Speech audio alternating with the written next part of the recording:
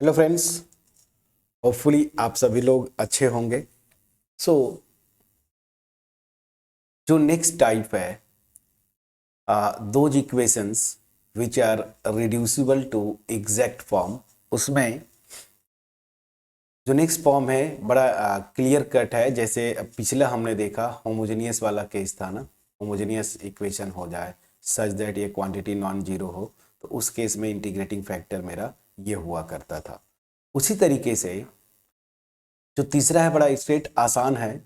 अगर M D X plus N D Y equal to zero, ये जो differential equation है वो अगर आप क्लोजली ऑब्जर्व करें तो ये इस फॉर्म का हो। किस फॉर्म का समझिएगा, यहाँ पे m जो होगा ना, मैं लिखा हूं ना कि m, ये जो डिफरेंशियल इक्वेशन है इस ऑफ द फॉर्म दिस, मतलब m जो होगा वो फंक्शन ऑफ एक्स वाई, ठीक है ना, टाइप का हो, और फिर यहाँ पे y से मल्टीप्लाई हो जाए, मतलब y सेपरेट हो जाए और अंदर function of X Y type का, और into Y D X, plus n जो है function of X Y into X type का हो, और D Y this is equal to zero. तो ये डिफरेंशियल इक्वेशन जो है ना, ये इस फॉर्म का अगर दिखे आपको, such that M X minus N Y अगर नॉन जीरो होता है, तो उस केस में जो मेरा इंटीग्रेटिंग फैक्टर होता है ना, क्या होगा, 1/mx माइनस एन वाई। ठीक है ना। तो एक एग्जाम्पल लेके करेंगे तो चीज़ें ज़्यादा क्लियर होंगी। ऐसे आपको शायद थोड़ा सा हेजी टाइप का दिखे कॉन्सेप्ट, बट बड़ा आसान है। जैसे कि एग्जाम्पल मैं लिखता हूँ, find general solution, find the general solution, general solution, solution of, मैं डिफरेंशियल इक्वेशन लिख रहा हूँ 1 प्लस एक्स वाई, ठीक है ना, Y D X plus 1 minus X Y X D Y, ठीक है ना, this is equal to zero. इस डिफरेंशियल इक्वेशन का जनरल सोल्यूशन निकालना है।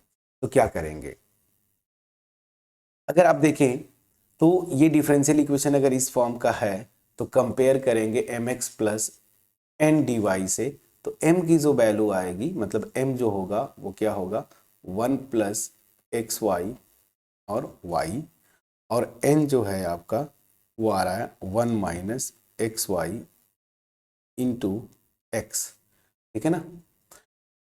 तो अब देखिए जो डिफरेंशियल इक्वेशन है इस फॉर्म का दिख रहा है कि नहीं, देखिए m जो है आपका फंक्शन ऑफ एक्स वाई, ठीक है ना, और मल्टीप्लाइड बाई y, उसी तरीके से n जो है function of X Y multiplied by x, ये आ गया। अब आप चेक करेंगे कि क्या ये एग्जैक्ट है क्या, so del M by del Y, Y के रिस्पेक्ट में इसको पार्शियली डिफ्रेंशिएट करेंगे तो क्या हो जाएगा, ध्यान दीजिए, मैं इस सिंप्लीफाई कर देता हूँ, Y plus X Y square, ऐसे मैंने लिख दिया। तो y के रिस्पेक्ट में पार्शियली डिफ्रेंशिएट करेंगे तो 1 प्लस 2xy, प्लीज चेक करिएगा। और del N by del X क्या हो जाएगा, तो इसको आप निकालेंगे तो del by del X, N क्या है मेरा, x minus X square Y, तो दिस बिकम्स 1 माइनस 2xy। तो मैं देख रहा हूँ कि del M by del Y not equal to del N by del X, तो since del M by del Y is not equal to del N by x, ठीक है ना, इसका मतलब क्या हुआ, गिवन डिफरेंशियल इक्वेशन जो है वो एग्जैक्ट नहीं है। अगर वो एग्जैक्ट नहीं है तो करेंगे क्या, तो हम जाएंगे क्या ये रिड्यूसिबल है एग्जैक्ट फॉर्म में। तो सबसे पहले तो आप मिलता ये डिफरेंशियल इक्वेशन, आप ये निकालते एग्जैक्ट नहीं हुआ। अब आप ऑब्जर्व करेंगे कि शुरू से जो 3 केसेस हमने डिस्कस किए, सबसे पहला जो केस था बाय इंस्पेक्शन, तो इंस्पेक्शन में अगर आप जाएंगे तो देखेंगे कि यहाँ पे सेपरेट, मतलब क्या हुआ ना, इंटीग्रेटिंग फैक्टर डायरेक्टली हम नहीं निकाल पा रहे हैं जैसे इंस्पेक्शन वाले केस में हमने किया था, तो इंस्पेक्शन फेल हुआ।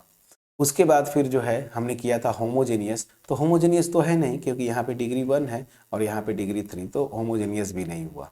तो अब तीसरा जो फॉर्म था कि क्या ये जो डिफरेंशियल इक्वेशन दिया हुआ है क्वेश्चन में आपका, ये इस फॉर्म का है, तो मैं देख रहा हूँ बिल्कुल इसी फॉर्म का है कि function of X Y multiplied by Y D X plus function of X Y multiplied by X D Y this is equal to 0। इस केस में अब मेरा इंटीग्रेटिंग फैक्टर क्या होगा, देखिए ये। तो अब मैं ये कैलकुलेट करूंगा M X minus N Y. तो x से मल्टीप्लाई करिए m को, कहाँ गया ये ना। तो जब x से मल्टीप्लाई करेंगे, चलिए यहीं पे कर देता हूँ, तो ये हो गया मेरा X Y plus X square Y square और माइनस एन वाई। तो इसको जो है y से मल्टीप्लाई करेंगे तो ये हो जाएगा X Y minus X square Y square, ठीक है ना। तो यहाँ पे अच्छा एक क्वांटिटी ये था ना, एक मिनट आप चेक करिएगा, माइनस करना है तो यहाँ पे माइनस से मल्टीप्लाई करेंगे ना, तो माइनस ये हुआ, ये मेरा प्लस हो गया, ठीक है ना। M X minus N Y है फ्रेंड्स। सो यहाँ पे मैं देख रहा हूँ कि 2x square Y square which is not to 0। Please check करिएगा, ठीक है ना। तो मेरा इंटीग्रेटिंग फैक्टर क्या हो जाएगा, अभी जस्ट आपने सीखा, इंटीग्रेटिंग फैक्टर हो जाएगा 1 upon M X minus N Y. तो यहाँ से आ जाएगा 1 upon 2x square Y square, ये मेरा इंटीग्रेटिंग फैक्टर है।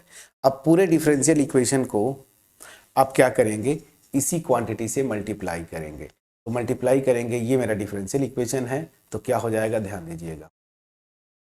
सो this will imply 1 upon 2x square Y square, और इस पूरे डिफरेंशियल इक्वेशन को आपको क्या करना है, ये देखिए ये है ना, this plus 1 upon 2x square Y square 1 minus X Y X D Y is equal to 0।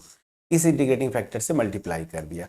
थोड़ा सा अगर सिंप्लीफाई आप करेंगे, चलिए एक स्टेप और हम चलेंगे। सो 2x स्क्वायर वाई स्क्वायर और यहाँ पे है मेरा y plus X Y square, ठीक है ना, डी एक्स प्लस उसी तरीके से x minus X square Y upon 2x square Y square D Y to 0, ठीक है। अब जब मल्टीप्लाई किया आपने तो क्या आएगा, ध्यान दीजिए, y से यहाँ पे करेंगे तो ये हो जाएगा 1 अपॉन 2x स्क्वायर वाई, ये हुआ। फिर प्लस वाई स्क्वायर से जाएगा तो 1 अपॉन 2x, और यहाँ पे आप कर दीजिए। प्लीज कैलकुलेशन चेक करना आपकी ड्यूटी है, आप कैलकुलेशन चेक करते रहिएगा, ठीक है ना।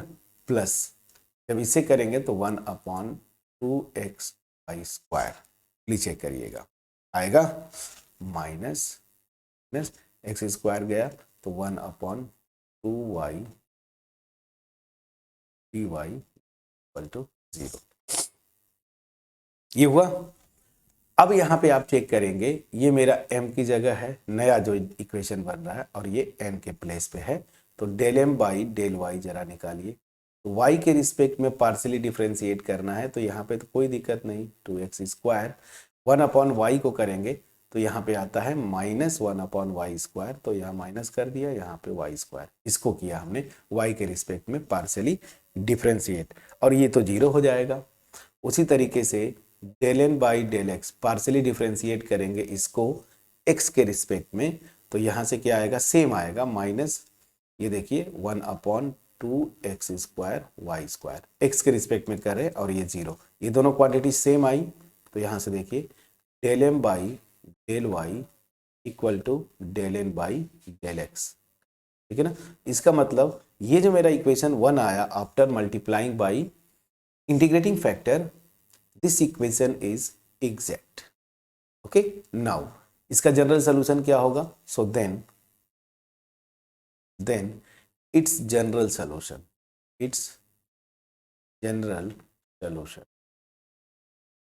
ठीक है।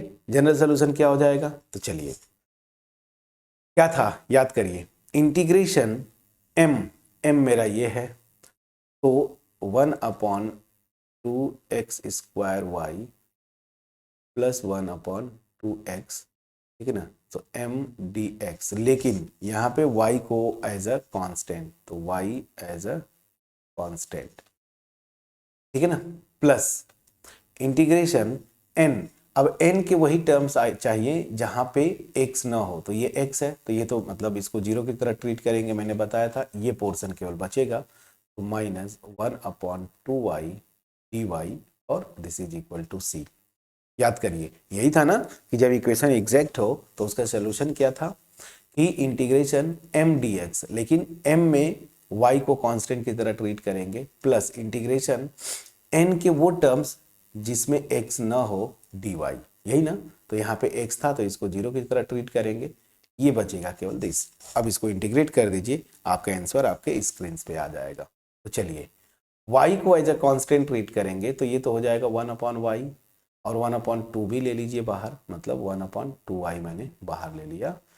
अब 1/x को इंटीग्रेट करेंगे dx, 1/x स्क्वायर है, देखिए x के पावर -2 dx, इसको मैं बोल रहा हूँ। 1/2y तो कांस्टेंट की तरह ट्रीट होगा, तो इसको जब करते हैं आपको पता है -1/x आता है, तो माइनस या x, प्लीज चेक करिएगा। और इसको करेंगे तो ये हो जाएगा 1/2 log x, क्योंकि 1/x का इंटीग्रेशन, ठीक है, ये होता है log x, और इसको जब करेंगे तो सेम यहाँ पे आ जाएगा 1/2 log y, this is equal to c। Please check करिएगा फ्रेंड्स, प्लीज चेक करिएगा, ठीक है ना। अब आप करेंगे क्या, यहाँ पे आप इसको तो एज इट इज छोड़ दीजिए, 2 से मल्टीप्लाई 1, हाँ ठीक है, पूरे इक्वेशन को 2 से मल्टी, यहाँ पे भी चाहते छोड़ देते लेकिन 2 से मल्टीप्लाई करेंगे, तो -1/xy plus log x minus log y, this is equal to 2c। तो यहाँ से क्या आ जाएगा, -1/xy प्लस, अब देखिए यहाँ पे ये प्रॉपर्टी लग जाएगी, log a minus log b, base same है, ये होता था log a बाई b, तो यहाँ से हो जाएगा log x by y is equal to 2c। बस आपका आंसर आ गया, यहीं पे छोड़ दीजिए, अब इसे ज़्यादा सिंप्लीफाई कर नहीं सकते, so this will be log x/y minus 1/xy, this is equal to, इसको चाहे तो आप लिख दीजिए c1, वेयर c1 इज क्या है 2c। बस यहाँ पे आप लिख के छोड़ दीजिए, आपका आंसर आ गया। तो कितना आसान था ये। तो थर्ड केस बहुत सिंपल है, आप डिफरेंशियल इक्वेशन को देखेंगे एग्जैक्ट नहीं हुआ, सीधे सीधे आप चेक करेंगे क्या ये इस फॉर्म का आ रहा है, function of X Y multiplied by Y ना, dx plus function of X Y multiplied by X D Y equal to 0, और यहाँ पे mx माइनस एन वाई आपको नॉन जीरो होना चाहिए, वो हमने कैलकुलेट किया, नॉन जीरो आया, integrating factor 1/mx minus N Y ये आया, इसी से हम पूरे इक्वेशन को मल्टीप्लाई किए, फिर चेक किए तो एग्जैक्ट हो गया, और एग्जैक्ट हो गया तो उसका सोल्यूशन आप निकालना जानते हैं। होपफुली मेरा एफर्ट जो है इस वीडियो का आपके पास पहुंच पाया होगा, अगर पहुंच पाया है फ्रेंड्स, वीडियो को लाइक ज़रूर करिएगा, फ्रेंड्स के साथ शेयर करें, कमेंट सेक्शन में कमेंट के थ्रू अप्रिशिएट करना मत भूलिएगा, और अगर चैनल पे नए हैं चैनल को जरूर सब्सक्राइब करिएगा। याद रखिए जो मेरा एक ही मोटिव है, मास में लोगों के पास क्वालिटी वीडियोस पहुंचाना, ठीक है ना। अगर थोड़ी बहुत मैथमेटिक्स आती है तो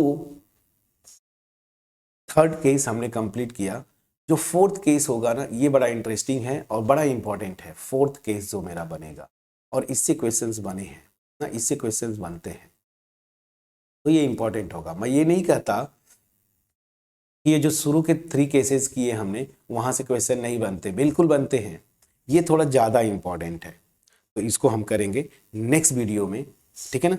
मैं पहले जो कॉन्सेप्ट है उसको मैं लिख दूंगा, और उसके बाद फिर जो है उस पर एग्जाम्पल लेके आपको एक्सप्लेन करने की कोशिश करूंगा। होपफुली मेरा एफर्ट जो है आपके पास पहुंच पाया होगा, अगर पहुंच पाया है, ठीक है।